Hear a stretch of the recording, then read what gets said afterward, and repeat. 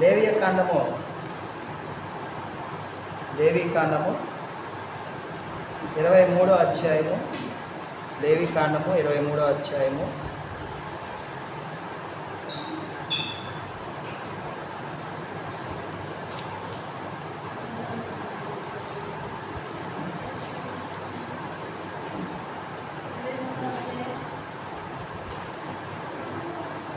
5వ వచనం. మొదటి నెల 14వ దినమున సాయంకాలమందు యెహోవా పస్కా పండుగ జరుగును. చాలండి. ఏ రోజునండి? 14వ రోజు, 14వ దినమున పస్కా సాయంకాలం రాత్రి కాలములో పస్కా పండుగ జరుగుతుందని మనము మరి ఈ దినమున సాయంకాలమున దానికి గుర్తుగానే ఈ పస్కా పండుగను జరుపుకుంటూ ఉన్నాం. అయితే ఈ పస్కా పండుగను జరుపుకునే ముందు స్టార్టింగ్లో ఎక్కడ జరుపుతారు పస్కా పండుగ? క్రొత్త నిబంధన కాలంలో ఎప్పుడు జరిపారు అనే విషయాలు మనం జ్ఞాపకం చేసుకోవాలి. ఎందుకంటే పస్కా అనగానే ఇది పాత నిబంధన కాలంలో అది ఇజ్రాయేలు మాత్రమే చేసేదండి. మనకు ఈ పండుగలు అన్నీ యెషూవ మెస్సీయ వారు వచ్చి దాన్ని కొట్టివేశారు, అవి ఆవసించాల్సిన అవసరం లేదు, నిత్య కృపకు పాత్రలు మేము అయిపోయాము. కాబట్టి ఆయన ఆదివారమున పునరుత్థానుడయ్యాడు, కాబట్టి ఆదివారమున ఆరాధన చేయాలని మరి కొందరు బోధకులు బోధిస్తూ ఉన్నారు, ఆ విధంగా ఆచరిస్తూ ఉన్నారు.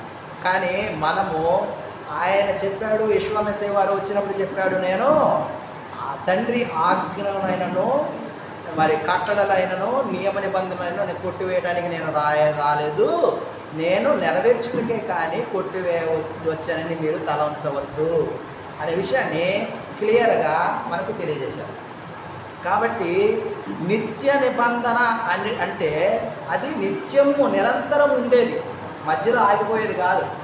ఎటర్నల్ లైఫ్ అంటే ఏ విధంగా ఉందో, నిత్య జీవం అనేది ఏ విధంగా ఉన్నదో, నిత్య నిబంధన ఏ విధంగా ఉన్నదో, నిత్య కట్టడ అనేది కూడా ఒకటి ఉన్నది. కాబట్టి అది నిరంతరం ఉంటుంది, మధ్యలో ఆగిపోదు. అది ఆపడానికి ఎవరి తరమో కాదు. ఎవరైతే దానిని ఇచ్చారో ఆయన నిలుపుదల చేస్తేనే కానీ అది నిలిచిపోదు. కాబట్టి ప్రియమైన సహోదరి సహోదరులారా, లేవియకాండము చదువుకున్నాం కదా. లేవియకాండము 23:5 చదువుకున్నాం కదండి.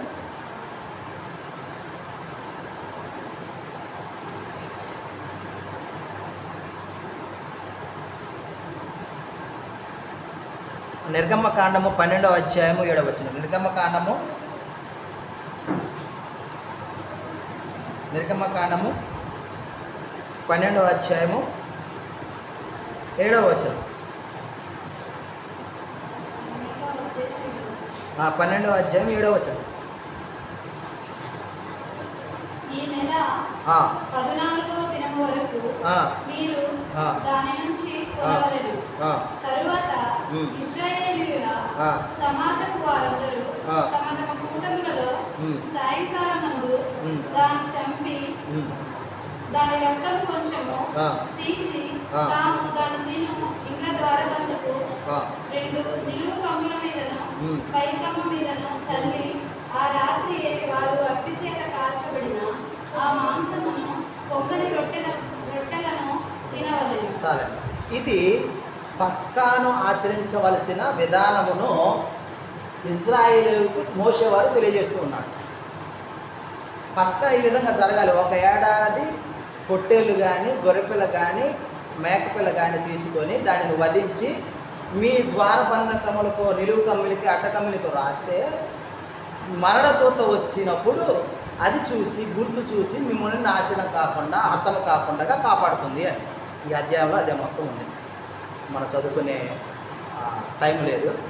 కాబట్టి ఈ యొక్క నిర్గమకాండము 12వ అధ్యాయంలో మొత్తము కూడా ఈ యొక్క మరణదూత దాటిపోవటం అంటే పెసహ అంటే మరణము నుండి జీవములోనికి దాటడం, మరణదూత నుంచి తప్పించబడటం అనే అర్థం ఉంటుందన్నమాట పెసహ అంటే.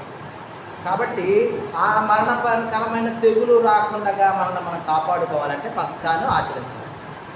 అక్కడ ఇజ్రాయేలులకి ఆ ద్వారకమ్యులకి రాసిన రక్తం గుర్తు ఉండి వారు నాశనం కాకుండా, వారి హతము కాకుండా, వారి తెగులు ముట్టకుండా కాపాడబడింది ఆ యొక్క గొర్రెపిల్ల రక్తం. కానీ ఈ యొక్క కొత్త నిబంధన కాలంలో అయితే 14 వచనం చదవండి. 12 చివరికి 14 నిర్గమకాండము 12వ అధ్యాయము 14వ వచనం. కాబట్టి ఈ దినము మీకు జ్ఞాపకార్థమైనది. మీరు యెహోవాకు పండుగగా దానిని ఆచరింపవలెను. తరతరములకు నిత్యమైన కట్టడ. తరతరములకు నిత్యమైన కట్టడ. దాని గురించి నేను చదివించాను. ఇదంతా కూడా నిత్యము ఉంటుంది. ఈ పస్కా మధ్యలో ఆగిపోయేది కాదు. కాబట్టి ఈ పండుగ మనము 3 పండుగలు ఉన్నాయి. ఈ 3 పండుగలు కూడా ముమ్మారు ఆయన సన్నిధానానికి రావాలి. కంపల్సరీగా ఆయన సన్నిధానానికి వచ్చి ప్రతి ఒక్కరూ హాజరుపరుచుకోవాలి అని ఏడాదికి ముమ్మారు ఆయన సన్నిధానానికి వచ్చి బలులు నైవేద్యాలు అర్పించాలి, వీలునైన స్వేచ్ఛార్పణలు అర్పించాలి అని ఆయన ఒక నియమం ఏర్పాటు చేశాడు, ఒక కట్టడ ఏర్పాటు చేశాడు, ఒక నిబంధన ఏర్పాటు చేశాడు. మనము అందులో పాలు పంపులు పొందితే మనం ఆశీర్వదింపబడతాము, ఆయన వాగ్దానాలను మనం స్వతంత్రించుకోగలగాలి. కాబట్టి ప్రియమైన సహోదరి సహోదరులారా, పాత నిబంధనలో పస్కా ఈ విధంగా ఉంది. మరి క్రొత్త నిబంధనలను పస్కా ఏ విధంగా ఆచరించారు అనే విషయాన్ని కూడా మనము జ్ఞాపకం చేసుకుందాం. మొదటి కొరింథీయులకు రాసిన పత్రిక 5వ అధ్యాయము 7వ వచనం. మొదటి కొరింథీయులకు రాసిన పత్రిక 5వ అధ్యాయము 7వ వచనం.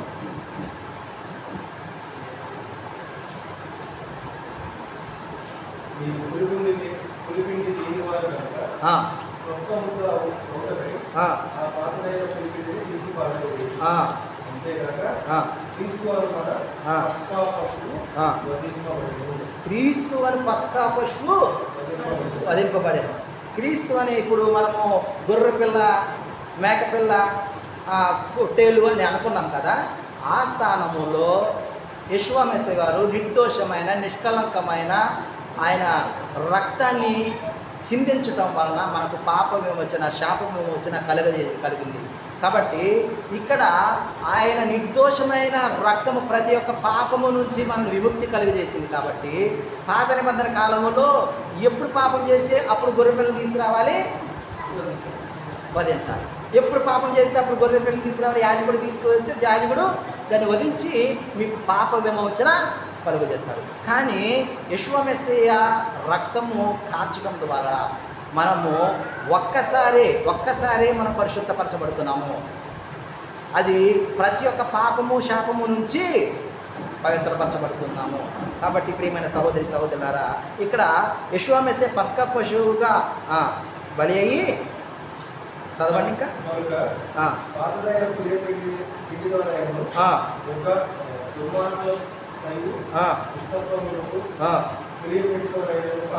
ఇక్కడ పులియని పిండి అంటే దుర్మార్గత, దుష్టత్వముననే పులిని పిండితో మీరు ఈ పండగను ఆచరించవద్దు అని అంటున్నాడు. పండగను ఏ విధంగా ఆచరించాలి అని కింద చదవండి. నిష్కాపట్యమును సత్యమును, నిష్కాపట్యము సత్యమనే మరి రొట్టెతో, పులియని రొట్టెతో, పులిసినది కాదు, పులియని రొట్టెతో ఈ యొక్క పండుగను మనము ఆచరించాలని మనకు మరి యావే జ్ఞాపకం చేస్తూ ఉన్నాడు. ప్రియమైన సహోదరి సహోదరులారా, ఆ విధముగా మనం ఈ యొక్క పస్కా పండుగను, ఆయన రొట్టెను, ఆయన యొక్క శరీరమును, ఆయన యొక్క రక్తములో పాలు పుంపులు పొందే మనల్ని మనము విచారించుకోవాలి, పరిశీలన చేసుకోవాలి. ఏ విధంగానంటే, నేను ఎవరికైనా హాని తలపెడుతున్నానా, వ్యతిరేకంగా ఏమైనా మాట్లాడుతున్నామా, చెడు ఆలోచన కలిగి ఉంటున్నామా అనే ఆలోచన చేసుకొని మనము ఈ యొక్క పస్కాలో మనం చేయివేయాలి. ఆయన రొట్టె ద్రాక్షరసం మనము తీసుకునే వారిగా ఉండాలని జ్ఞాపకం చేస్తున్నాడు. మరి ఒక వచనం మనం చదువుకుందాం. హెబ్రీ రాసిన పత్రిక 9వ అధ్యాయము, హెబ్రీ 9:16.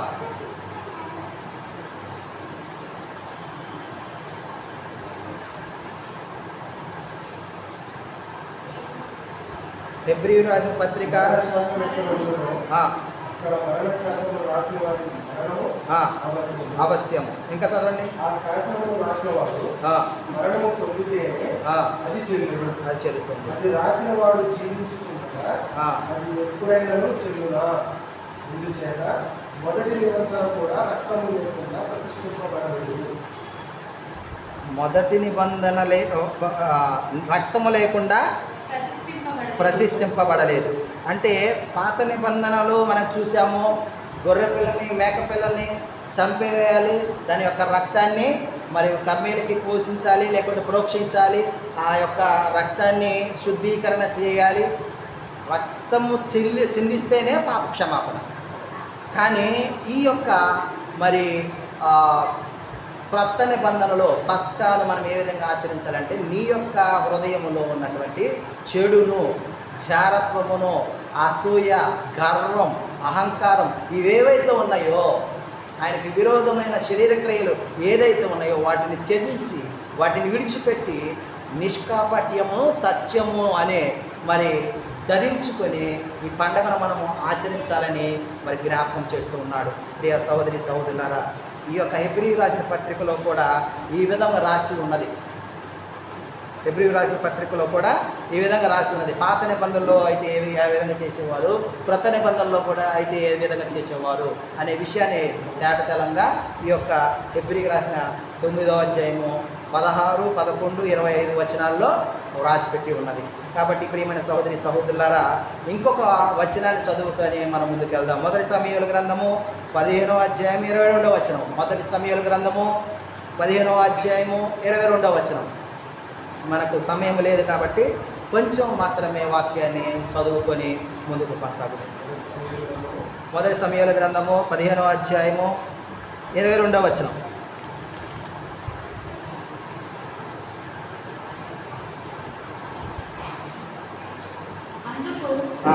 సమూయేలు తాను సెలవిచ్చిన ఆజ్ఞను ఒకడు గైకొనుట వలన యెహోవా సంతోషించినట్లు ఒకడు దహన బలులను అర్పించుట వలన ఆయన సంతోషించున ఆలోచించును. బలులు అర్పించుట కంటే ఆజ్ఞను గైకొనుట మేలు. ఇక్కడ పాత నిబంధనలోనే చెప్తూ ఉన్నాడు. అందరూ దావీదైతే నా కుమారులు కుమార్తెలు ఏ విధంగా తప్పు చేశాడో నాకు తెలియదు అని చెప్పేసి వాళ్ళు తప్పు చేశారో చేయలేదో తెలియదు, కానీ ఈయన మట్టుకు బలులను అర్పించేవాడు. పశువులను, గొర్రెలను, మేకలను వాళ్ళు తప్పు చేసినా చేయకపోయినా ముందు బలులు అర్పించేవాడు. అంటే క్షమాపణ కలుగుతుంది. మరి అలాంటి పరిస్థితుల్లో ఉన్నారు కాబట్టి ఇక్కడ సమూయేలు ఏం చెప్తున్నాడు, మీరు బలులు అర్పించుట కంటే ఆయన యొక్క ఆజ్ఞను గైకొనుట మేలు అని అంటున్నాడు. ఇంకా చదవండి. మాట వినుట శ్రేష్టము. ఆ యొక్క యావే యొక్క మాట మనం వినేడు వారిగా ఉండాలి. ఆయన ఆజ్ఞలను మనం అనుసరించే వారిగా ఉండాలి. కాబట్టి ప్రియమైన సహోదరి సహోదరులారా, పాత నిబంధన అయినా క్రొత్త నిబంధన అయినా ఆజ్ఞే, కట్టడే, నియామక కాలమే. అది ఎప్పటికీ మార్చబడదు. కానీ మార్చింది ఏంటంటే అది మూగజీవుల రక్తముతో మనకి పాప క్షమాపణ ఎప్పటికీ కలుగదు. కాబట్టి ఈ క్రొత్త నిబంధనతో నిర్దోషమైన నిష్కలంకమైన ఈ యొక్క యెహోవా రక్తములో ఒక్కసారి మనము పవిత్రపరచబడి నిత్య జీవ రాజ్యాన్ని ఆయన ఏ విధముగా పరలోకములో ప్రవేశించాడో మనము కూడా నిత్య జీవరాజ్యంలో ప్రవేశించడానికి అర్హతను కలుగు చేశాడు. అలాంటి అర్హతను మనము కలిగి జీవితాంతము మనము పరిశుద్ధతను పవిత్రతను ధరించుకొని మనము నడిచినట్లయితే ఆయన మార్గమే, ఆయన ఆజ్ఞే సత్యం, ఆయన మార్గమే నిత్య జీవ మార్గము.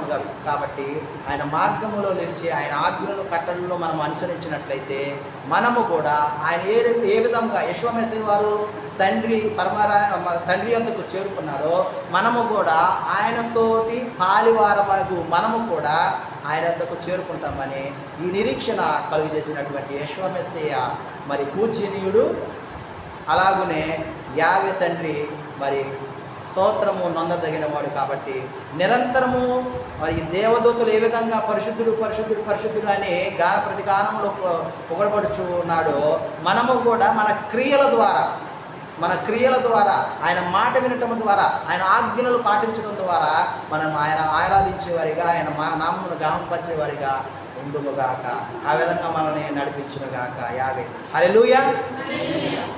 పరమ తండ్రి ఈ కొద్ది వాక్యమును మన వెనుకల్లో ఫలింపచేయునుగాక. ఆమేన్.